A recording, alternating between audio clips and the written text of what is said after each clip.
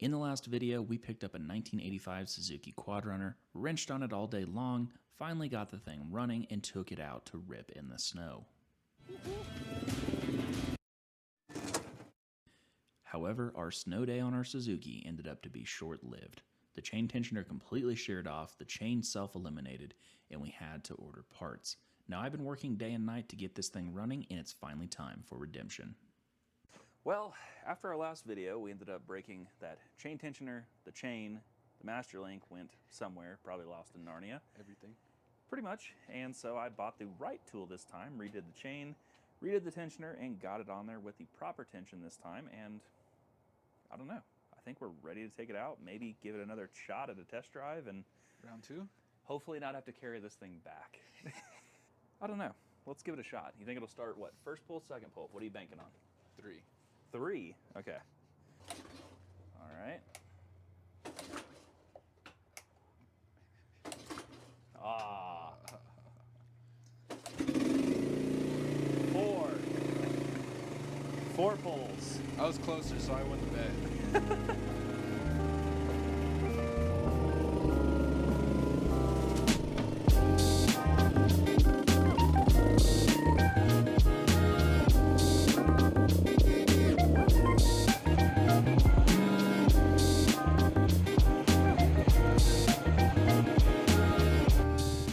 Running quite well now. I mean, it upshifts just fine. Last time downshifting seemed to be our downfall, and whenever we went from third down to second, it blew apart.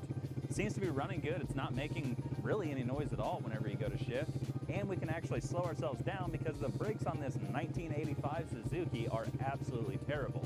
James, are you up for a test drive?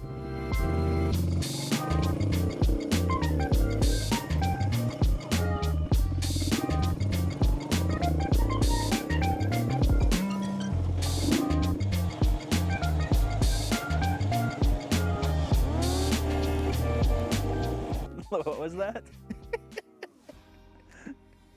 This is the best thing ever. I would definitely own this thing. I wouldn't. I wouldn't. I can't wait to not own it, honestly. Well, I think it's ready for the buyer. I'm excited to get this thing out of here. And I'm also excited to show you the next project that I picked up. You got a new project. I did get a new project. Is that what you're hiding in the shed, huh? It might be. Ever since I picked this thing up, it has been near impossible not to post on Instagram or here on the channel, and I cannot wait for you to see it. Marketplace struck again.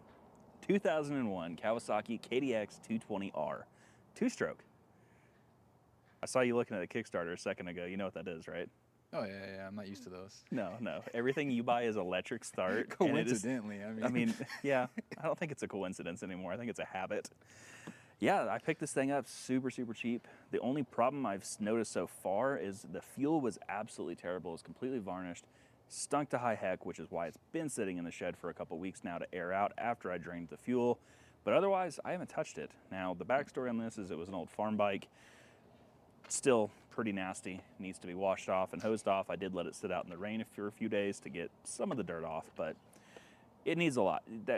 That is a detachable headlight that's non-existent anymore. So when you're working on it, you can...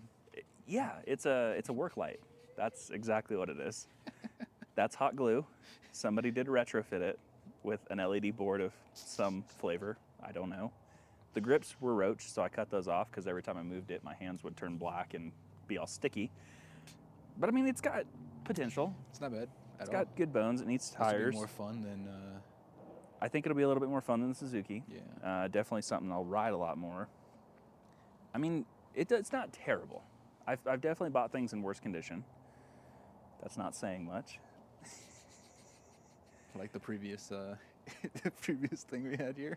Yeah, it was in pretty rough shape. It was, admittedly. But I think this will be a good bike for going out in the backcountry. I mean, once we get it completely going. Now, the owner did state whenever I bought it that he'd put in a brand new Wiseco top end.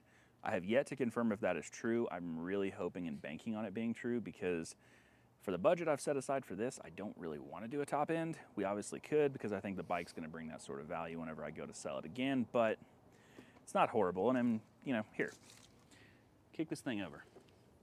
Oh, we can actually... Yeah, kick it over. It's got good compression. It sounds great. Don't break the Kickstarter. I know. I'm not used to these. It's a foreign concept to you. Yeah. It's a new thing. It's not bad. I'm excited to get it in the shop. Definitely get these stickers off. My wife doesn't seem to be a fan of them for whatever reason. I don't know. Leave it. Leave it. It's character. This might be a wall hanger, or it might go to one of y'all. There is one on each side, so comment down below if you want this to hang on your wall. I'll send it to you. Somebody will. Somebody will. Somebody, yeah. It's just not my style. Oh, that's all your style. That's even you right there on it. Maybe, yeah. I could see that. Yeah, I think it's definitely going to need some stuff. We got to go through the fuel system on it, clean out the carb. The fuel was so gelled and horrible and nasty. It's pretty rough. It's going to be gunky. Yeah, it is. We got to get all the dirt cleaned off so we can figure out what's actually leaking, what is just dirt, residual stuck to it. It's going to need a little bit, but I think a few $100, I think we could get it there. I don't think it's going to be too terrible. That flops around. I've heard that that's a retrofit part. Oh, really? Yeah, I've heard that people swap out like the KX125 shifter, or not shifter, but the Kickstarter, and I don't know. At least you don't have a cracked case or any of the major... Yeah, that is true. It does have some dents. The exhaust is pretty dented. I think it would sound pretty good with an FMF. Needs a chain because the teeth on the sprocket are pretty much non-existent. The back tire is almost a slick now. It does have a nice seat cover on it. I mean, there's potential. There's tons of potential. Yeah. I don't think it'll be too bad. Especially once we get new plastics on here. Make it look clean. It'll look good. I don't know, maybe we do some custom like Evo 1 graphics on it. Yeah. That could be kind of cool. Could be a channel bike. It could be a channel bike. Yeah. And then we can really build it out. Nitrous? Galaxy gas? Galaxy gas would be even better. That would be amazing. Put some little Yeah. shoved up under the fender. Yes. Just strap a bottle back here, get some roto packs, and figure out a way to pressurize them with the Galaxy gas, and then we can inject it. Definitely gonna have to fab up some kind of We've got to do something. bracket. Yeah. So my goal with this bike is to take it out in the backcountry and seriously put some miles on it. So we've got to go through everything mechanically. I cannot afford to have stuff breaking on this, especially if we're 70 to 100 miles out. We've got to, that's not a great, that'd be pretty bad. Because I'm not going to ride tandem with you, unfortunately. I got enough room. No, I'm not.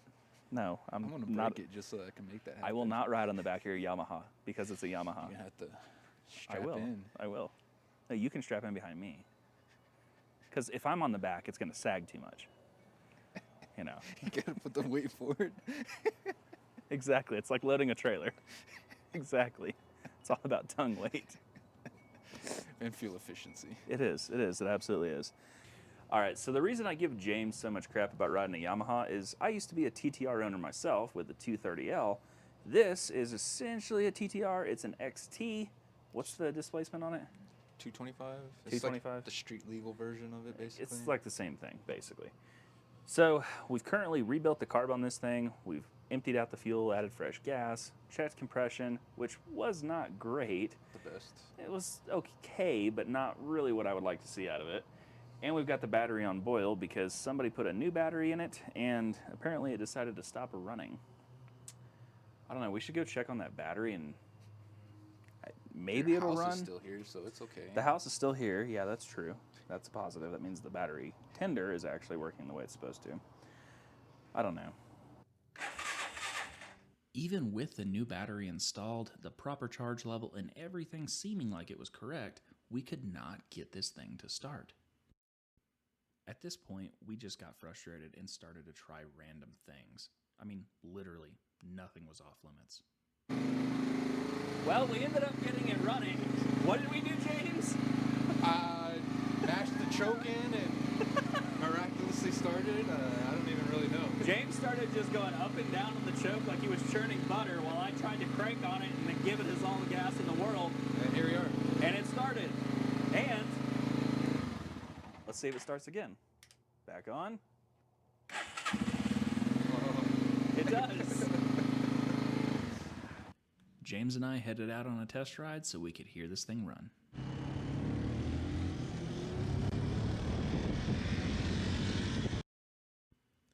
The Yamaha was running amazing and James was having the time of his life.